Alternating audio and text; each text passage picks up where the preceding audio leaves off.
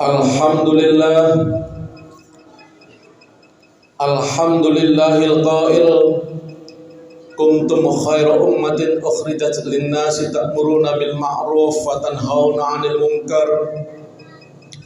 Ashhadu an la ilaha illallah wahdahu la syarika lah wa ashhadu anna Muhammadan 'abduhu wa rasuluh. Allahumma shalli wa sallim ala asyrafil anbiya'i wal mursalin Nabiyyina Muhammadin wa ala alihi wa sahbihi ajma'in, amma ba'd. Faya ayyuhal muslimun, usikum wa iyaya bitaqwallah faqad fazal muttaqun.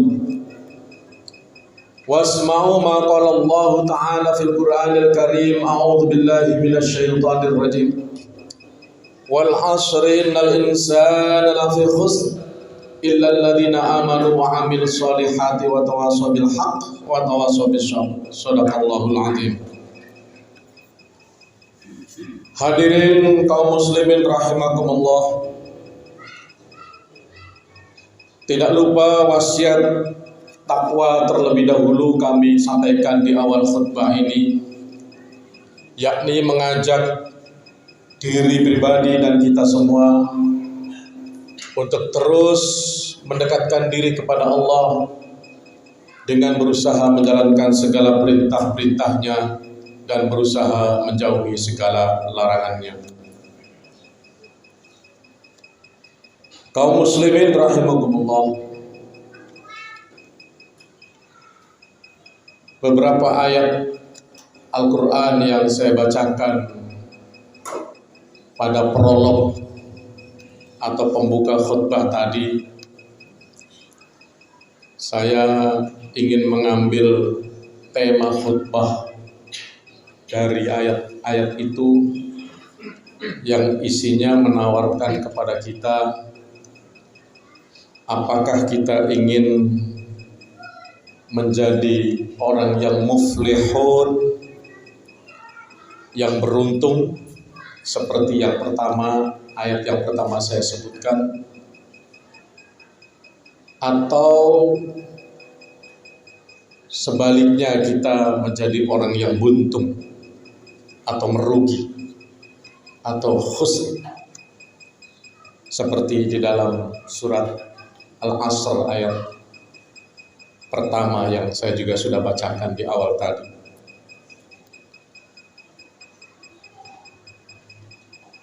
Tentu jika kita masih berakal sehat, pasti kita akan berusaha ingin menjadi orang yang beruntung. Kita tidak ingin merugi. Meskipun Allah menyatakan bahwa kebanyakan manusia itu innal insana lafi khusr, ada dalam penyesalan, dalam kerugian.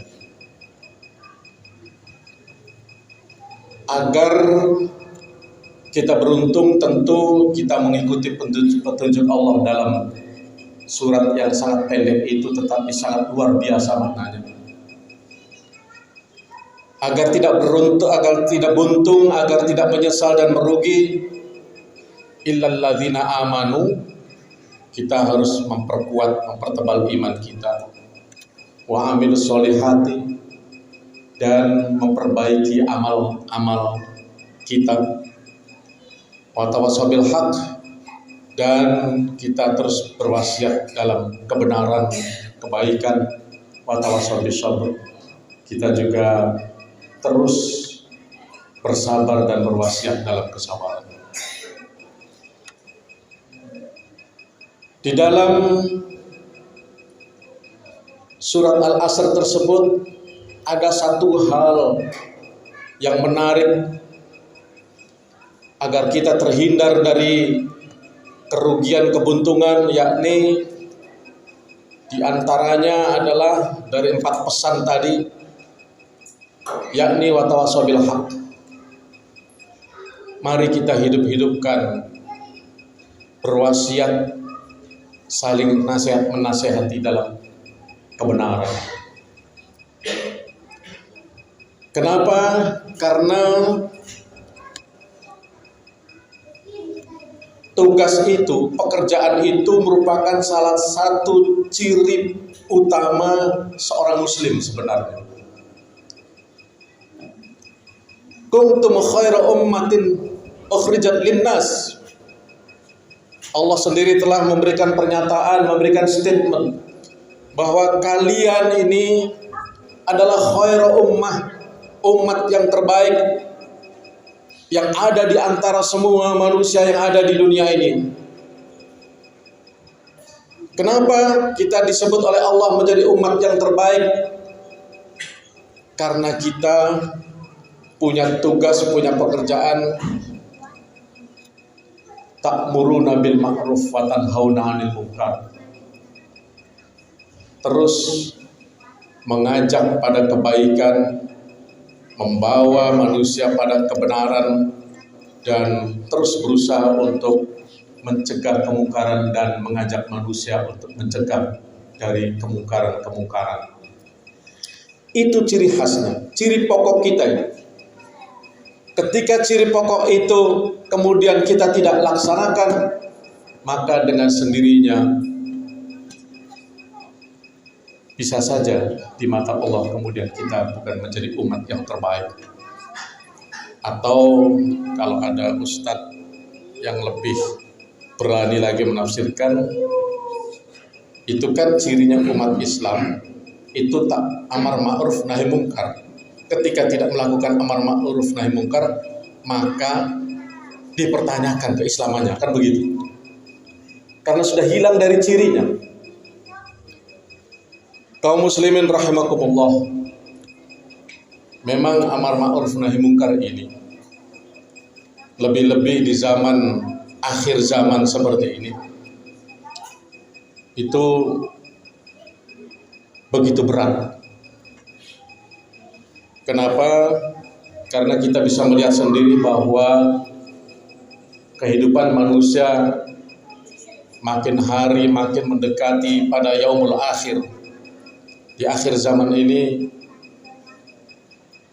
gaya individualismenya sangat tinggi. Akunya sangat tinggi, egoismenya sangat tinggi. Nafsi-nafsinya, lu, gua, kamu, saya.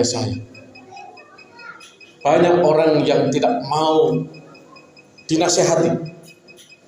Banyak orang yang tidak mau mendengarkan ceramah. Mendengarkan saja tidak mau, apalagi diceramahi.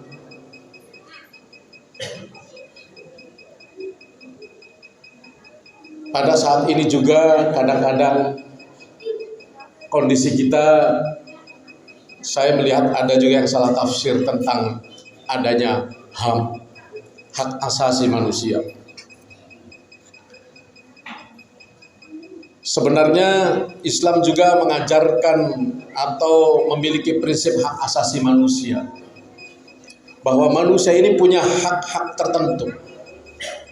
Ada hak hidup, ada hak untuk melakukan perbuatan-perbuatan sekehendaknya. Ada hak yang kita akui, akan tetapi ada yang punya pemahaman yang menerabas, yang kelewatan. Dengan adanya hak asasi manusia ini, seolah-olah tidak ada lagi hak Tuhan terhadap manusia. Itu yang bahaya. Jadi ketika ada hak asasi manusia, seolah-olah saya berbuat sebebasnya, semau-maunya saya. Orang lain tidak boleh memberi nasihat, bahkan Tuhan pun tidak boleh ikut campur. Nah, itu yang bahaya. Karena ini sesungguhnya bertentangan dengan ajaran kita Islam. Karena memang meskipun Islam memenuhi hak asasi manusia, punya ajaran tentang hak asasi manusia, akan tetapi kita sebagai manusia dalam pandangan Islam tidak boleh melupakan adanya hak Tuhan terhadap kita. Karena Tuhan adalah pencipta kita, Dia punya hak terhadap apa yang diciptakannya. Nah, kalau kita bikin sesuatu, kursi kah, meja kah, buatan kita sendiri, kita merasa kurang bagus, kita bongkar lagi, itu hak kita. Begitu juga Allah menciptakan manusia ini, ada hak Allah yang harus diikuti oleh manusia. Salah satunya saja yang pokok adalah misalnya Allah itu berhak disembah oleh kita. Makanya kita diwajibkan sholat 5 waktu. Tidak boleh tinggal, usahakan. Harus dalam keadaan apapun kita berusaha menjalankan, melaksanakan sholat 5 waktu ini. Tidak ada yang berat, banyak rukhsah-rukhsahnya, keringanan-keringanannya. Dalam bepergian bisa digabung. Iya toh? Kemudian bahkan misalnya kesiangan karena tidur sendirian, tidak ada yang kasih bangun.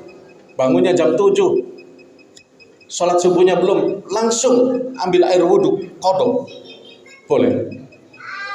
Akan tetapi qodho ini jangan keseringan. Usahakan bisa bangun waktu subuh. Pakai alarm.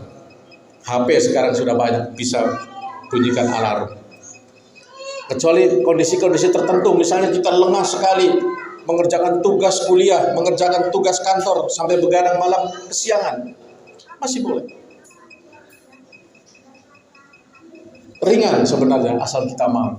Tetapi mungkin masih banyak di antara saudara kita yang kadang-kadang lalai meninggalkan sholat 5 waktu ini.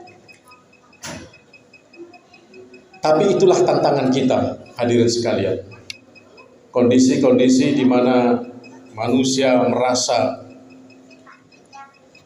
tidak butuh orang lain, nafsi-nafsi egoisme, ini adalah tantangan buat kita para pendakwah. Masalahnya begini, ada yang kita khawatirkan. Ketika ada kemaksiatan, ada kemungkaran, kemudian kita diam. Yang bahaya itu adalah bisa saja terjadi sesuatu, kita yang diam ini juga ikut kena. Bisa saja terjadi musibah, kita yang diam itu ikut kena. Ini salah satunya terekam dalam hadis diriwayatkan oleh Abu Daud dan Imam Tirmizi. Ya karena kewajiban kita sebagai seorang muslim itu bukan amar ma'ruf saja. Bukan hanya mengajak pada kebaikan, tetapi juga nahi mungkar, mencegah kepada kemungkaran. Nah, ini yang kadang tidak dipahami. Bahkan satu saat saya pernah khutbah di salah satu masjid di kampung. Karena situasi di desa itu konon saya dapat informasi banyak penjudi, termasuk yang mohon maaf kepala desanya juga katanya. Lah khutbah yang pas itu sebenarnya sesuai dengan situasi. Saya sampaikan. Alhamdulillah khutbah selesai, tidak ada masalah. Cuma justru yang menegur saya itu kiai. Artinya sampai kita berdebat, beliau mengatakan khutbah saya, bahkan ngomongnya bukan di depan saya, di depan jamaah. Ada yang tidak benar. Akhirnya saya silaturahmi ke rumahnya. Apa? Mungkin saya ada yang lupa. Apakah ada rukun-rukun yang lupa? Ternyata beliau menyatakan, katanya di sini ini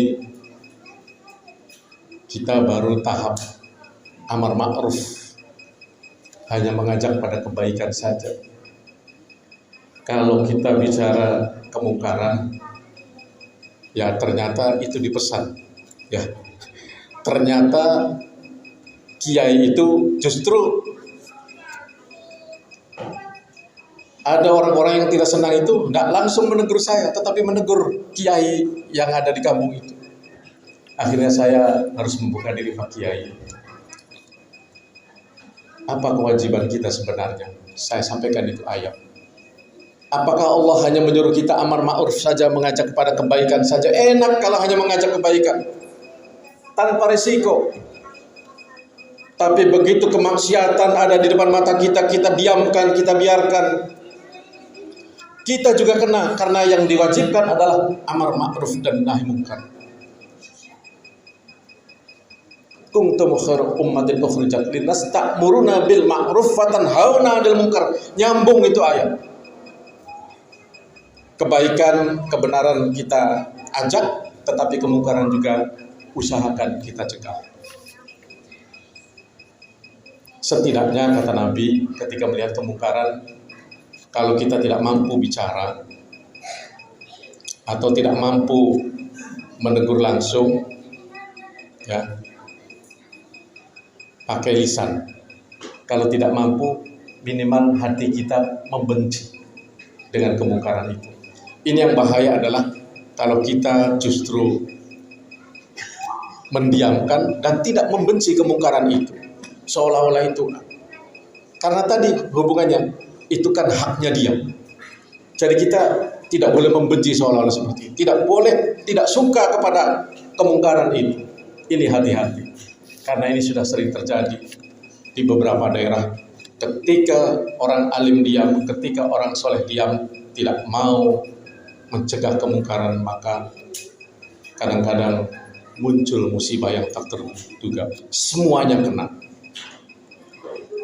Tidak hanya orang yang berdosa saja, tetapi orang-orang solehnya pun kena. Na'udzubillah min dzalik. Inilah yang dapat kami sampaikan, mudah-mudahan bisa menjadi bahan renungan kita semua. Kami hanya mengajak bahwa marilah ketika ada saudara kita yang mengajak pada kebaikan dan menyuruh kita mencegah kemungkaran, janganlah kita musuhi. Justru orang tersebut cinta kepada kita. Orang tersebut sayang kepada kita. Orang tersebut ingin menolong kita dari siksa api neraka. Barakallahu li wa lakum fil Qur'anil azim wa nafa'ani wa iyyakum bima fihi minal ayati wa dzikril hakim wa taqabbal minni wa minkum tilawatahu innahu huwas samiul basir.